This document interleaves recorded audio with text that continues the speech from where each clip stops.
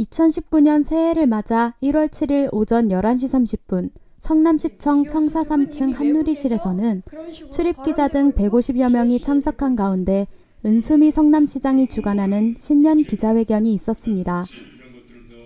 시민을 위하는 마음만 한결 같다면 어떤 어려운 상황과 환경 속에서도 끝끝내 그 뜻을 이룰 것이다.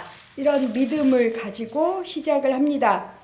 시민이 시작인 성남을 향한 전진은 올해도 계속될 겁니다. 지난해 10월에 여러분께 선보인 시민청원제 관련 답을 12월에 드렸지요. 8호선 판교역 연장 5,000명 넘는 시민들이 이렇게 청원해 주셨고 그 열망을 담아서 잘 추진하겠노라 라고 말씀을 드렸고요. 아직 그 국토부 승인이 남아있고 이 승인이 끝나야지 사전 타당성, 예비 타당성 검토를 시작을 하는지라 일이 많습니다만 어쨌든 진척사항이 있을 때마다 매번 알려드리겠고요. 대한민국에서 제일 아이 키우기 좋은 도시를 만들기 위한 노력 이어집니다.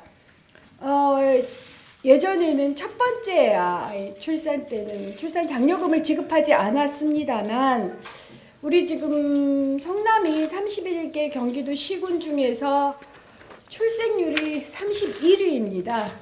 상당히 심각한 상황이어서 저희들 이런 정책, 그러니까 첫 번째 아이에게도 소액이지만 출산 장려금을 드리고 관련해서 여러 가지 정책을 함께 하도록 하겠습니다. 그 정책으로 우선 아동수당은 올해 1월 25일부터 11만 원씩 지급합니다. 아마 11만 원도 경기도 최초였고 전국에서 최초였고 12만 원 역시 이건 약속을 지키는 것인데요. 그거 역시 최초인 것을 알고 있고요. 다함께 돌봄센터가 상반기 최소 한 곳, 그다음에 올해 한 해 4곳 정도를 예상하고 있습니다. 공약 사항이기도 했던 아동의료비 본인부담 100만 원 상한제는 보건복지부 협의가 끝난 7월 이후부터 시행을 할 예정이고요. 성남 시립의료원이 3월이면 완공이 될 것으로 보입니다. 이 완공이 꽤 늦어졌는데요. 하지만 시민의 건강과 생명에 직결된 진료와 의료원의 운영에 관한 부분에 있어서는 이게 생명의 문제이기 때문에 한 점 오차가 없어야 돼서 지금까지 쭉 점검을 해왔고 그래서 좀 많이 부족하다라는 생각하에 정확한 수요 분석을 바탕으로 한 의료 서비스 체계 구축과 그 다음에 정체성, 좀 포지셔닝을 둔다라고 포지셔닝 정립을 위한 보다 촘촘하고 치밀한 마스터 플랜을 수립하겠습니다. 아직까지 아쉽게도 마스터 플랜이 없는 것이 가장 큰 문제였습니다. 또한 병원 운영의 핵심인 우수한 의료 인력의 채용, 원장님도 새로 모셔야 되겠죠. 그런 것을 위해서 최선을 다하겠노라라는 말씀을 드리고요. 저는 시립의료원 건립운동에 참여한 적은 없습니다만 2002년 3년부터 그 운동이 있었고 2013년부터 건립이 시작돼서 지금까지 땅값까지 합쳐서 약 4천억이 든 엄청난 사업입니다. 그래서 반드시 성공시킬 겁니다. 이런 의료원은 지금까지 거의 전무후무했던 것으로 알고 있기 때문에 정말 마지막 활용점정을 하겠다라는 말씀을 드리고요. 그래서 이 역시 계획이 쓰고 진척이 되는 대로 보고를 드리겠노라 말씀을 드립니다. 그 다음에 작년 10월에 비전 선포 아시아 실리콘밸리는 올해부터 이한규 부시장님을 모시고 이끌어갈 생각입니다. 워낙 전에도 성남에 계셨고 올해 이제 두 번째 성남에서 부시장을 하시는데 워낙 이런 실리콘밸리 쪽에 관심도 많으시고 역량도 있으신 걸로 알고 있습니다. 그래서 마이스 스마트 산업의 메카를 위한 자문단도 이미 구성했고 진행 단계에 맞춰 포럼, 컨퍼런스 등을 열면서 이한규 부시장님과 함께 시민들과 진행 상황 공유하겠습니다. 그 다음 교통 문제인데요. 아시다시피 판교 트램은 올 1월 말에 3순위 발표를 합니다. 아마 예상은 부산, 수원, 성남이고요. 3월에 최종 후보지 발표를 기다리고 있습니다. 다른 도시처럼 관광 자원의 목적도 있지만 무엇보다 17만 9천 명 직장인에게 편리한 이동수단으로 꼭 필요하다고 판단했습니다. 더불어 버스 중공영제와 공유 전기 자전거를 통해서 올해는 교통체계 개선에 더 힘을 쏟겠습니다. 공유 자전거만이 아니라 전기 자전거를 지금 저희가 고민하고 있는 이유는 원도심은 자전거가 어렵습니다. 전기 이 언덕 때문에. 그래서 하이테크밸리까지를 생각을 하면, 직장인 통근을 생각을 하면 공유 전기 자전거가 필요하다고 보고 있고요. 도시재생은 미래고 도시개발은 현 트렌드입니다. 전 세계적으로 생태 지향적이고 환경 친화적이며 또한 시민 참여적인 도시재생이 불붙고 있습니다. 캐나다 밴쿠버도 도시재생 사업으로 저희 우호도시 의향서를 체결하게 될 건데요. 다음 주에.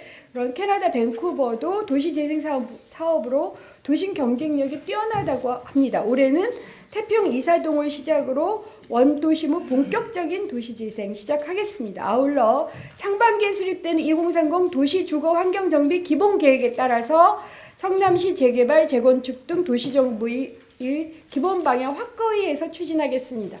제가 지난번에도 말씀드렸지만 공영개발, 이주단지, 순환 이주단지가 있는 개발을 하겠노라라고 약속을 드리고 작년 말에 LH하고 협약을 다시 맺었습니다. 순환 이주단지 협조해서 가자라는 협약을 맺었고요.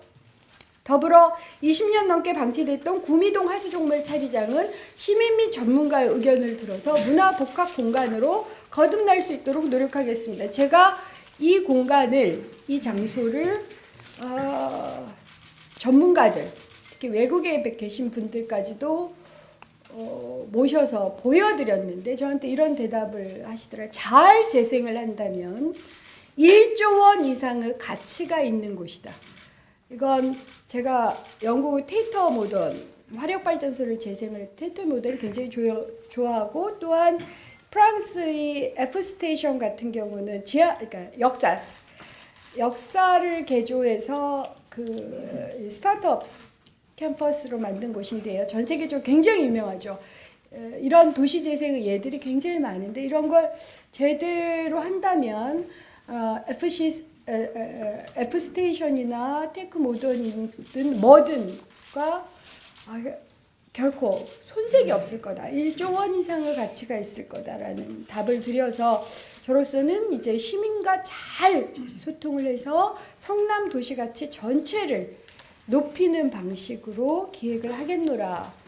천천히 갈 예정입니다. 그리고 그 다음에 전국 최상위 규모답게 지역 화폐는 올해부터 이미 1천억 넘습니다. 그래서 제가 공약을 미리 달성하게 될 것 같고요.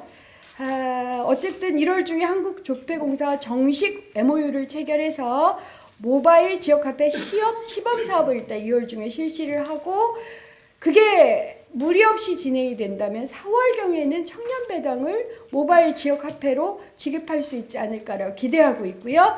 전통시장 상품배달 서비스 온라인몰 구축도 올 하반기에는 시범 사업을 할 수 있도록 노력을 하겠습니다.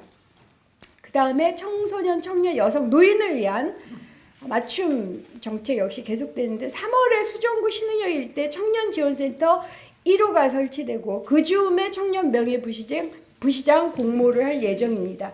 그리고 여성가족 비전센터 개소하는 건 아시죠? 약 240-50평 정도 되는 규모로 개소가 되고요. 경기도에서는 7번째입니다.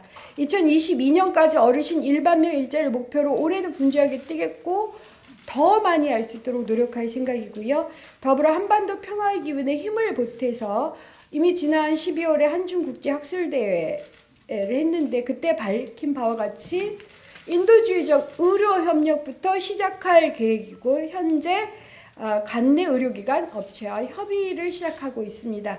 차차 이것도 계획이 수립되는 대로 말씀을 드리겠습니다.